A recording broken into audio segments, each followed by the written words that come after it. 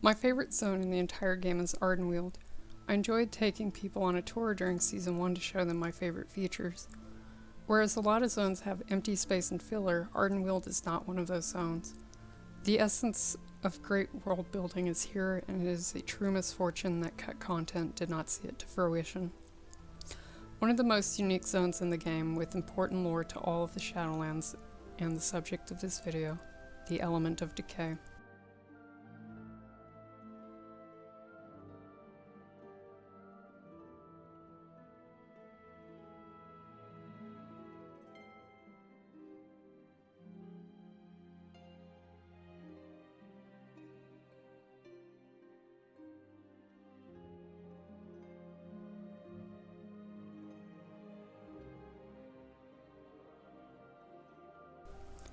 Everything in Ardenweald was made with purpose down to every single event and encounter. Every inch of it is well detailed and crafted.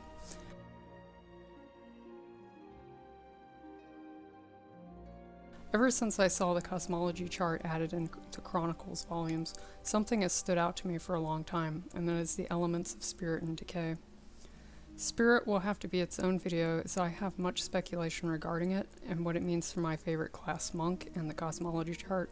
However, today I'll be talking about Decay, and I'll touch on Spirit, but I think it deserves its own dedicated video.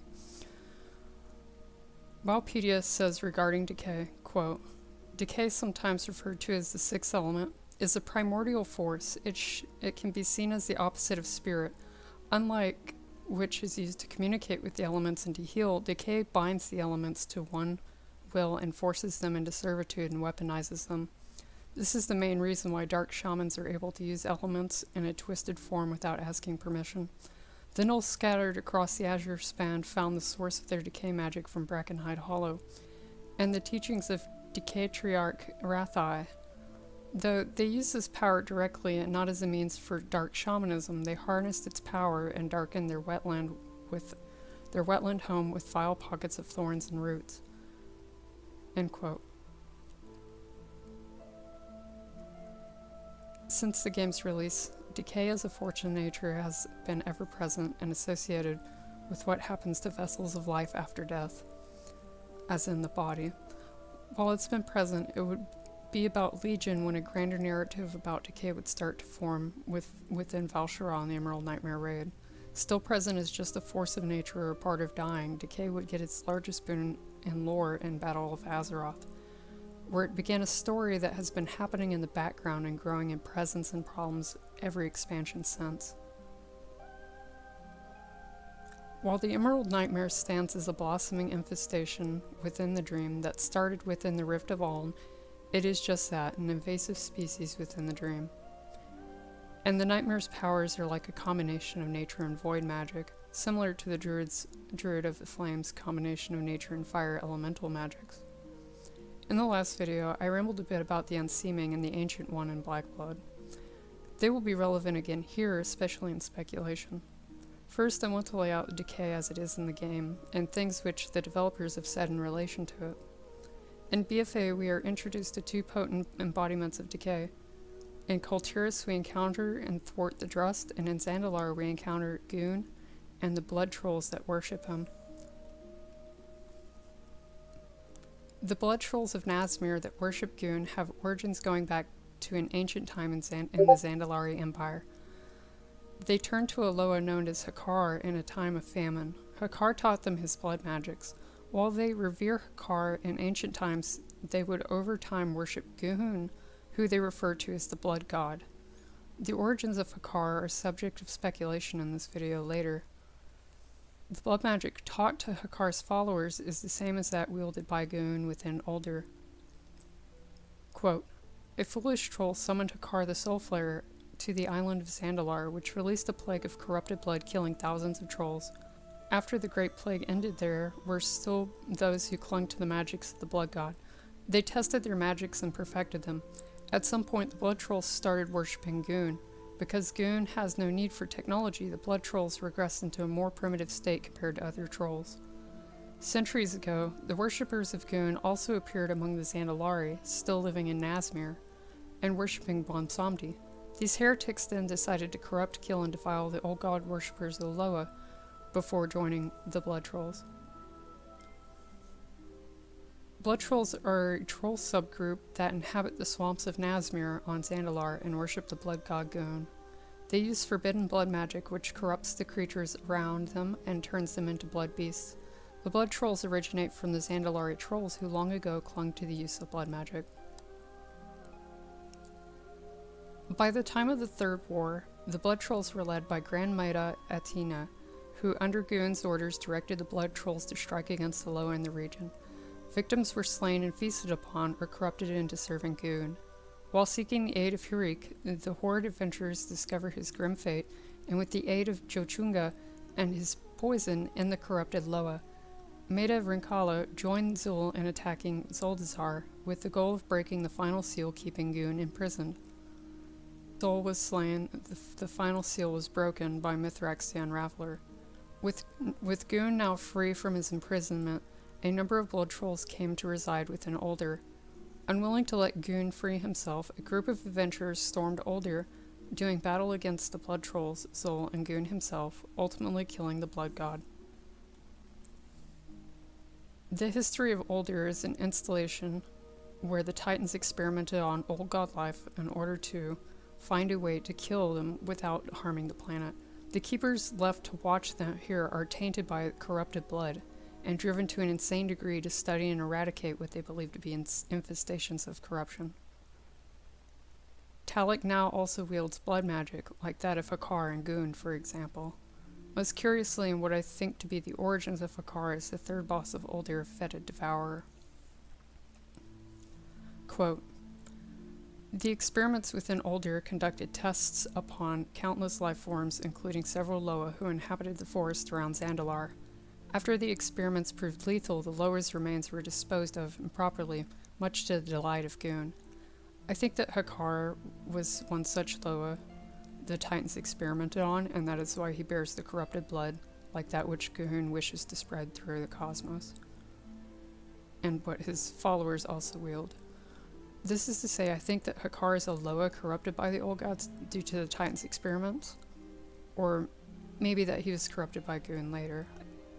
I think that Ghuun is created by the Titans, or their underlings, who may have used death and decay magic to kill the living bodies of the old gods, or maybe wither them away.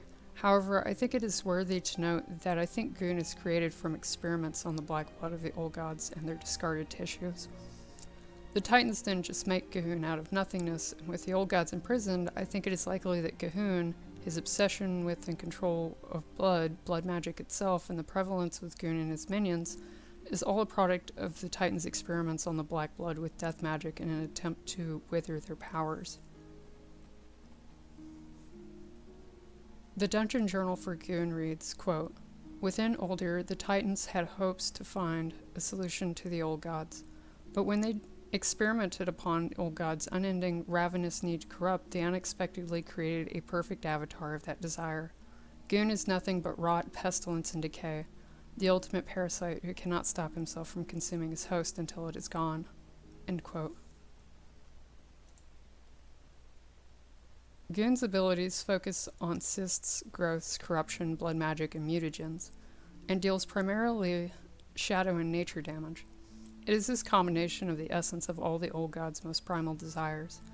He is the combination of their parts. The black blood pulling beneath Azeroth is a combination of their shed blood during the War of the Black Empire. Memoron created the goblins in his experiments with Khajiit, and Khajiit is shown and undermined to be effective at stabilizing the black blood. The experiments at Uldir perhaps reflect Memoron's work to experiment on the old gods and their essence, and may be the subject of some of his tests with Khajiit, as it is found abundantly on the continent. Memoron had a workshop nearby too on the island of Mekagon. This brings me to my final point about Ghuun, which are seldomly discussed by anyone, which are his whispers. The curse of flesh consumes you. The tickle in your throat, the itch in your mind. I have always been with you. without your allies. Share my gift. Children, come and feed. Let the hunger take you. Feed on their blood.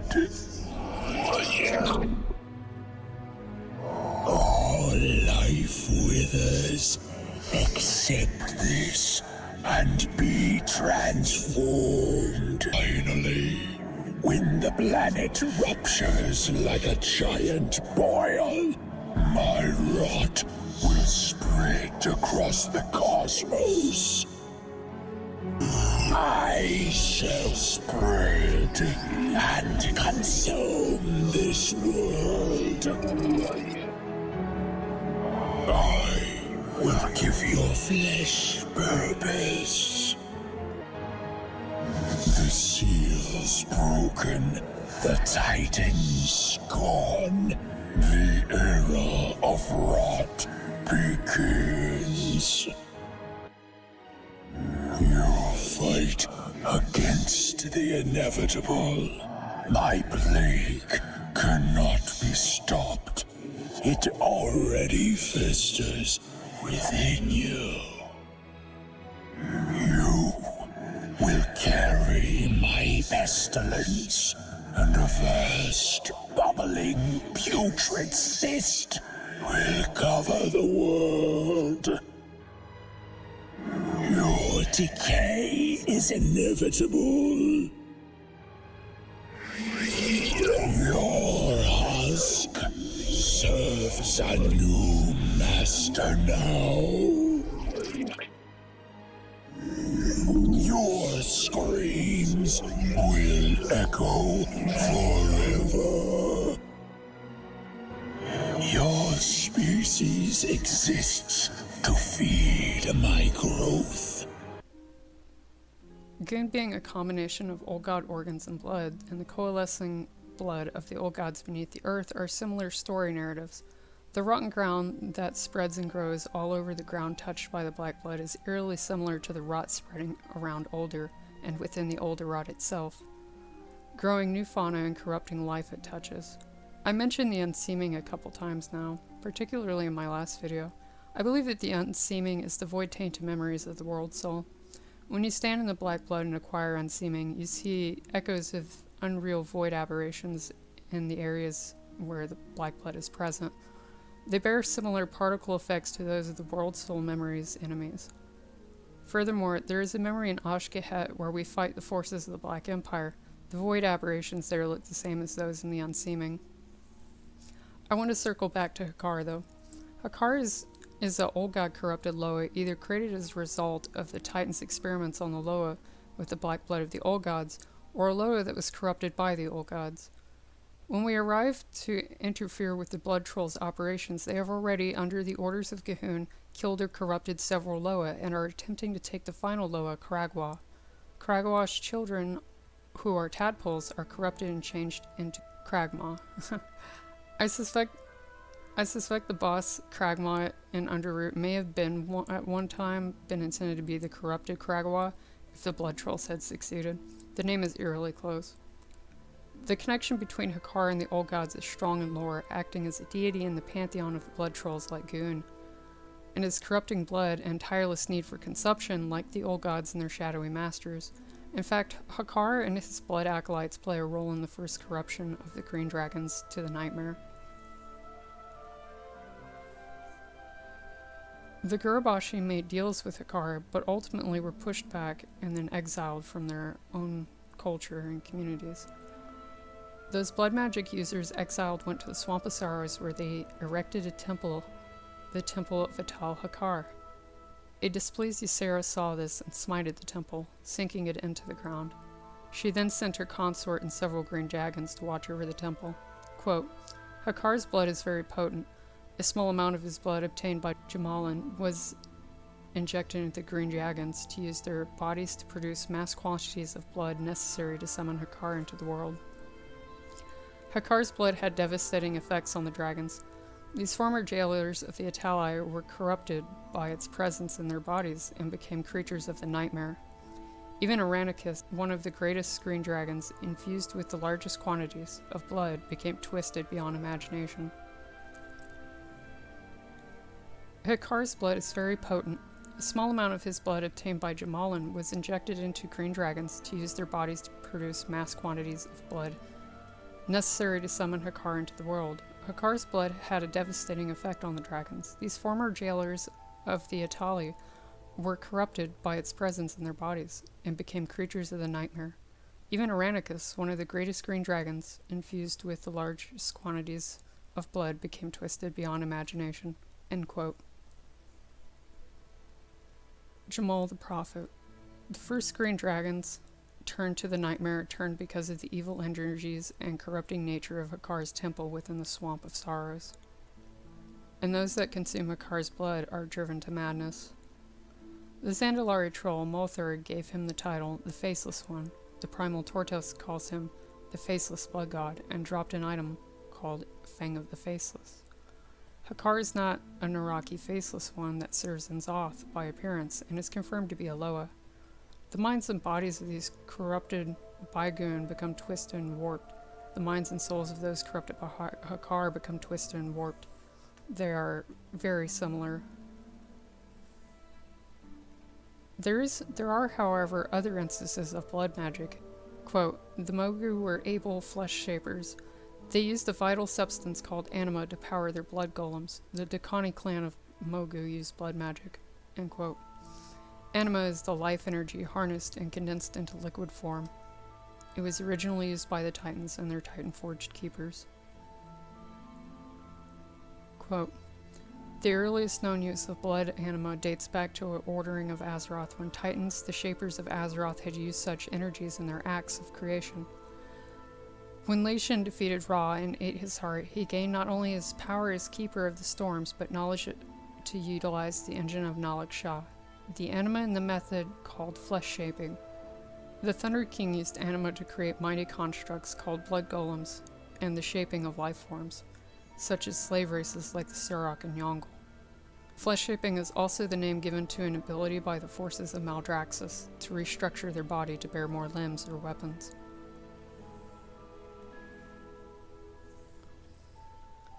The wiki makes note of early confirmations that soul anima in the Shadowlands and blood anima in Pandaria had ties, but that they are different.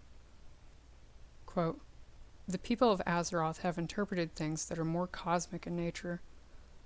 There are definitely ties between the anima of the Shadowlands and the anima of Pandaria. They are used in similar ways without going into too much detail. It is similar to what we have seen with the Kyrian. End quote. I believe the similarities with the Kyrian use of soul anima and Azeroth's use of blood anima is in the constructs they create. Lei Shen and later the Blood Elves would use blood anima to make blood golems to fight in their forces. The Kyrians similarly have automatons powered by soul anima.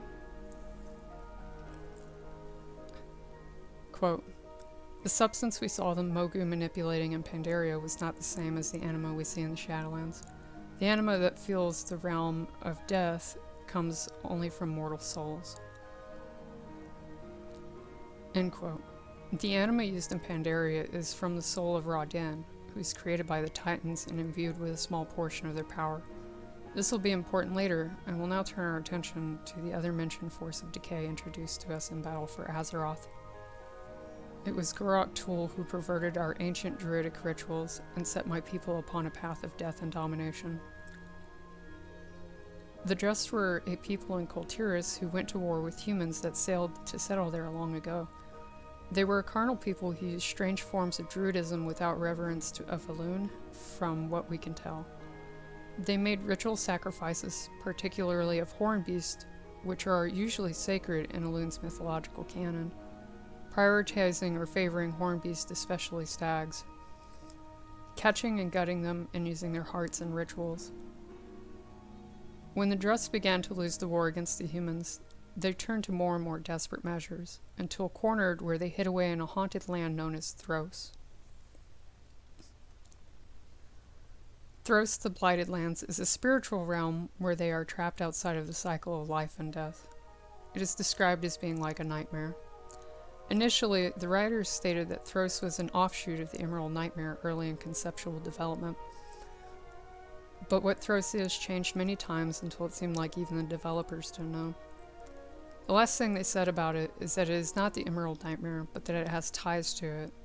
And we know in-game it has ties to Ardenweald.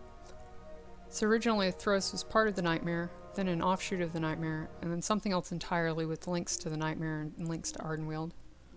We learned from NPCs in the game that traveling between realms of death is not an easy task for any random being to do without the technique of the Covenants and structures of the first ones, but Thros and the Drust linked to Ardenweald allows them to enter Ardenweald to assault it. We also learned the Drust had once attempted to assault Ardenweald a very long time ago. I've wondered for years what all of this means, and I think Blizzard left a skeleton of their original concepts in the game, which I hope to piece together to explain and form a theory. And the element of decay is at the center of this and key to my theory. There was a cut rate tier in Shadowlands, and its data mined assets were those of the Drust, so we can assume the answers probably laid behind this tier and its associated quest, which never made it into the game, and which the developers have not spoken about since the Shadowlands. Quote, decay accelerates body decomposition and induces a state of permanent need of feeding and spreading corruption, rotting the mind. It is believed that both spirit and decay influence the soul's creation of anima. The Shadowlands are described as the nightmarish realms of decay, and Thros as a realm of death, decay, and nightmare. End quote. The entrance to Thros is within a tree which the Drust revere, known as Ghuun, a hollowed-out tree in the Crimson Forest of Drustvar. In a quest to destroy a Drust fetish, a Tyrannon warns us that even though Gorktul's physical form is dead, his spirit is still within the walls of the tree. The Drust use a form of death-infused nature magic, creating constructs that mock the ancients that come from the dream, known as Wickermen. These creations by the Drust are an example of amortality, and a reflection of the curse afflicting the Drust. The concept of immortality is that you cannot kill something that was never alive to begin with. What would it be like to be living with no soul? To never be able to die? To only be in a constant state of withering? In the original concept art of Thros, it is shown as looking as if it is in the fall, also known as autumn, where the leaves have turned brown and fallen to the ground in preparation for winter. Quote, cursed to live outside the cycle of life and death, the Drust suffer in agony and torment, feeding on the decaying life energies of places they can find it. End quote. The combination of nature and death magic, rather than nature and life magic as we know it, seems to be a confluence of things which are related to decay druidism. And we know what the Drust use involves decay magic. I'd speculated for a long time due to a long-held obsession with the cosmology chart and chronicles that the Drust used decay magic, but we know for sure now because in the War Within Season 1, Blizzard sent out surveys to their German audience in order to get feedback on potential future classes or hero talents. One of them included the archetype of Witch. Quote, damage dealers and healers that use old magic to reach towards darker natural powers. Their magic includes curses, familiars, rituals, spiritual connections, poisons, decay, and more.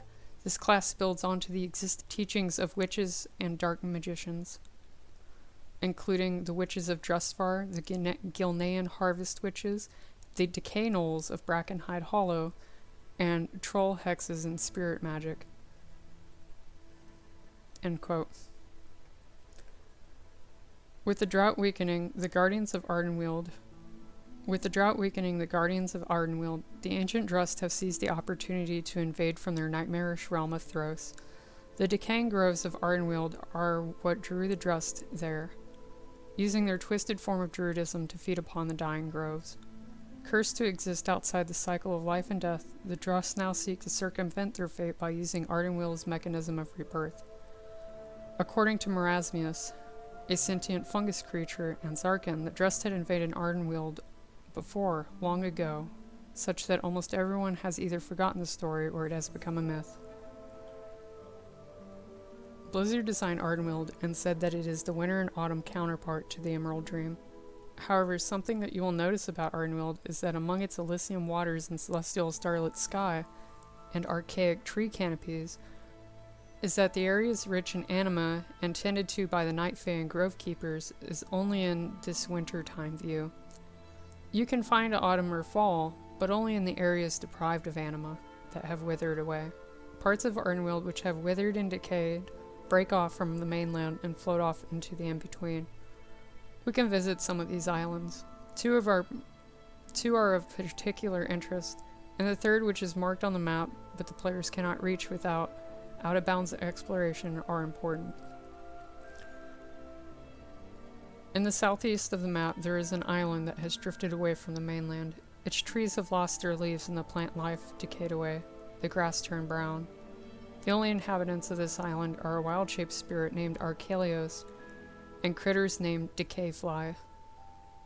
You can warn Archelios about everything around him decaying in an RP dialogue, and he will respond surprised and say that if the ground falls away from him, it will just lead him to another adventure. What is below him is important for this theory too. The other island of interest is in the southernmost part of the map, behind Dark Reach.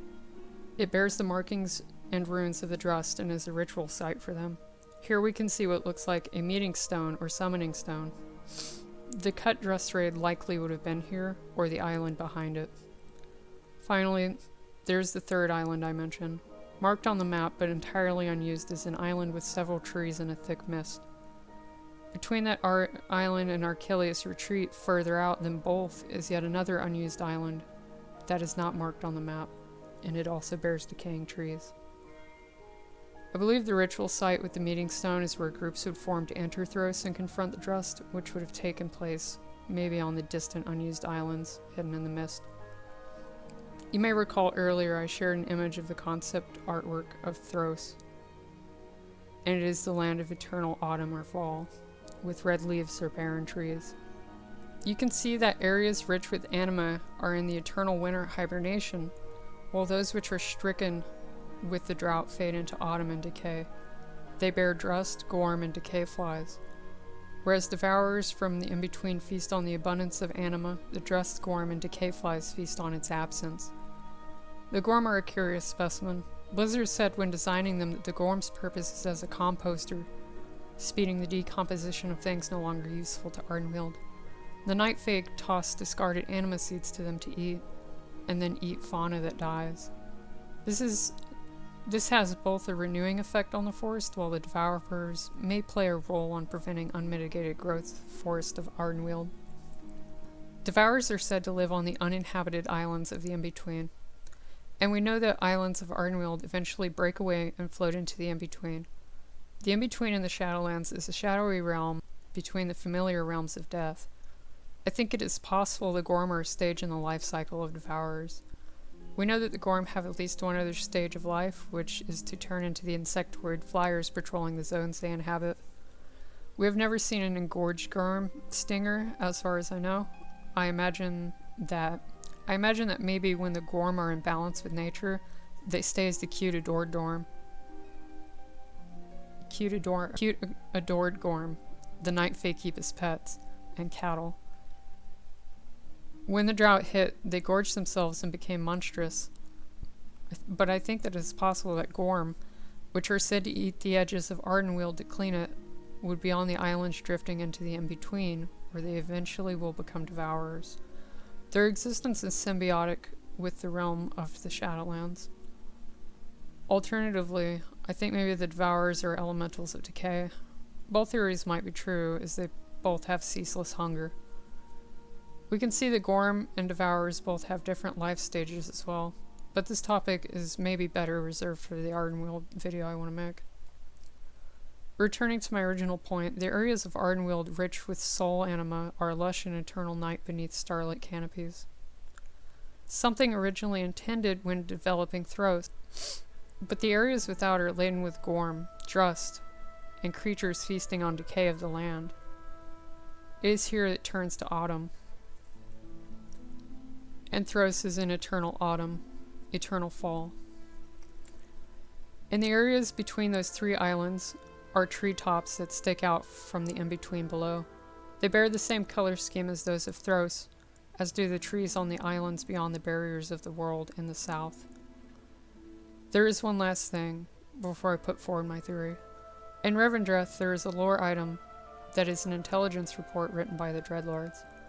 It is named Enemy Infiltration Preface, detailing the Dreadlords' infiltration of other realms. In regards to the realms of life, it says, quote, the adherents to life are the most insidious of opponents, perhaps because their nature is so antithetical to our own. Still, we have learned much from observing the link between their plane and Ardenweald. We have high confidence that a vulnerability has been identified. Our operators have already gained the trust of her target, end quote. The Night Fae of Ardenweald also notably use decay nature magics. Particular, it seems, when they lack a soul or are anima starved. The world boss of Ardenweald, Oronimos, is a withered, starved elder guardian of Tyrna Scythe that has gone mad from being fed on by the Gorm that feast on the decay of the grove. She casts withering winds and uses roots to drain the life from her targets and implant seeds in them parasitically. This is not unique to Oro. The Winter Queen herself bears these abilities. The prototype Pantheon is described in the Dungeon Journal as the original designs of the Pantheon, but because the prototypes lack a powerful soul, they follow their design edict strictly and dangerously. The archetype of renewal is the codename given to the prototype of the Winter Queen. She casts withering seeds. If the withering seeds are killed, they explode in withering nova. If they are healed, they cast invigorating bloom. Okay, so I've laid it all out. What's my theory? In lore, the element of decay leads to the twisting of the physical form, the soul, and the mind, and most importantly, the victim or imbiber is given a ceaseless hunger. I think the in-between is the elemental plane of decay, and that it underpins the space between the realms of death and Thros. And Thros is the embodiment of the autumn side of Ardenweald. And it exists as part of Ardenweald that has floated away into or fallen into the depths of the in-between. We can see the trees of Thros poking out from the depths. The great trees of Ardenweald in the in-between have withered and turned autumn colors. When you fly into the in-between, it says, the in-between claws at your soul. Thros represents the withering, the decay, the ceaseless hunger. It is the unpleasant side of the realm of Ardenweald, one exempt of rebirth. The decomposition of Ardenweald's growth, or the decomposition of natural life, possibly. The Gorman agents of decay feast on these decaying remnants of Ardenweald. In lore it says devourers live on the uninhabited islands of the in-between. I think they are stages of the Gorm's life cycle, but again that deserves its own video. The wild Gorm are said to live on the edges of Ardenweald, eating the decaying parts that wither and depart from Ardenweald, so they would travel away from these islands. The different forms of the Devourers mirror the creatures corrupted by Ghuun, like Kragwa. I think that blood magic, or blood anima magic, is the magic of decay used on the living, while the forces of decay on the dead is what is wielded by the Drust who bind souls and corrupt them to bring them into their own forces. I think that blood magic, or blood anima magic, is the magic of decay used on the living, while the force of decay on the dead is that wielded by the Drust who bind souls and corrupt them to bring them into their forces. Ardenweald has two sides, that of hibernation of winter, to be rebirthed into the springtime of the dream, and summertime of our world, but the other side of Ardenweald is the end of summer, the decay of the natural world, autumn. Ghuun was created by the Titans, who attempted to use any means necessary to destroy the old gods, including the dark experiments of vivisection and blood transfusion and decay to tear apart and weaken the soul or essence of the old gods and their corrupting blood. The Dungeon Journal says the Titans created the fetid devouring boss by experimenting on various Loa in relation to trying to destroy the old gods, and I think Hakar was one of these experiments on which the black blood of the old gods, or that he was a victim of the corruption of Ghuun like the other Loa in the region. Hakar is linked to the old gods in lore, and his temple is responsible for the first corruption of emerald dragons to the Emerald Nightmare. The Titans clearly had a hand in blood magic, having used blood anima to create life. or to shape it, as it is the lifeblood of Titan Keepers Ra, and the wiki says other creations of the Titans. At the beginning of this video, I said the element of decay is a problem introduced in Battle of Azeroth, and has continued to grow as a problem in the background. The Sporigar and their mind-controlling fungus are an example, but the most egregious example in recent memory is that of the Brackenhide Gnolls. The Gnolls went as far as to decay an ancient into the abominable tree mouth. When we approach Rathai and Brackenhide, she says, "Everything rots away in the end. I control decay. I claim everything. I will wither this world and eat its bones." everything that revels in decay has a ceaseless hunger and consumption and is consumed by it. Opposite of decay is spirit, and both are said to be involved in the creation of the soul. Perhaps spirit is the purity of anima, and decay is the warping and twisting of it in life and death. But spirit will be the subject of another video. Rathai may also be the she referred to by the Dreadlords, as she perverts the creations of the Loon like the ancients and tree folk elders within Brackenhide, and the surrounding areas. In a scrap beta version of Shadowlands, an area infested with Devourers said that Devourers are a product of malformed souls which are damaged and have ceaseless hunger. While this didn't make it into the game, like the Drust raid also didn't make it, we have to wonder if these are the souls of those graced with the destructive powers of the element of decay. The wiki article for Spirit states also that spirit has been known to turn stone to flesh, and it is through this process that the orcs descended from elements on Draenor. Finally, while decay has continued to expand its influence through various angles in WoW, in the WoW universe, and is an ever-growing problem in the background, we've yet to confront its forces in totality. We've not confronted the source of the Devourers. We've not confronted the Drust and Thros. We've not confronted Rathai, who fled when we tried.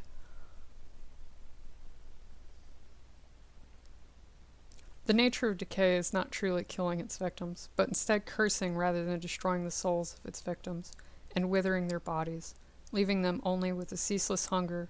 I mentioned Gloomseeker Yarga's mysterious whispers in my last video. I want to mention one more time. What am I? A sack of flesh and a soul. And Ghuun's prophecy perhaps predicts when decay will appear again, and what might come after our fight with the Titans and the last Titan. Finally, when the planet ruptures like a giant boil, my rot will spread across the cosmos. I shall spread and consume this world.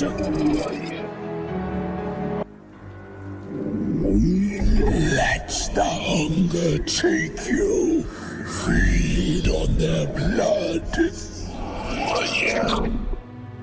I will give your flesh purpose. All life withers, accept this and be transformed.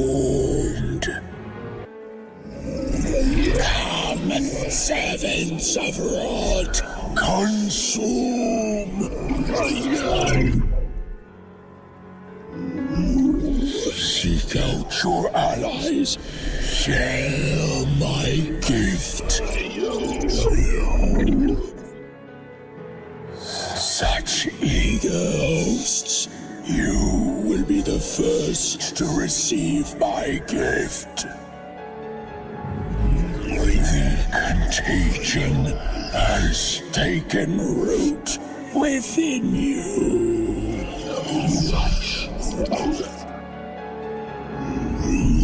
The curse of flesh consumes you.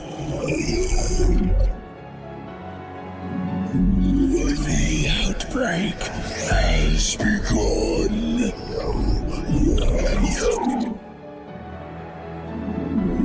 The rot runs through your veins. Let it spread. The seal's broken.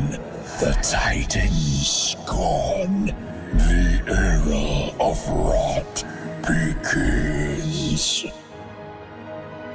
The seals are broken. The end is here. Come and be the first to receive my gift. The tickle in your throat, the itch in your mind. I have always been with you. You will carry my pestilence, and a vast, bubbling, putrid cyst will cover the world. Your decay is inevitable. Your husk serves a new master now. Your species exists to feed my growth.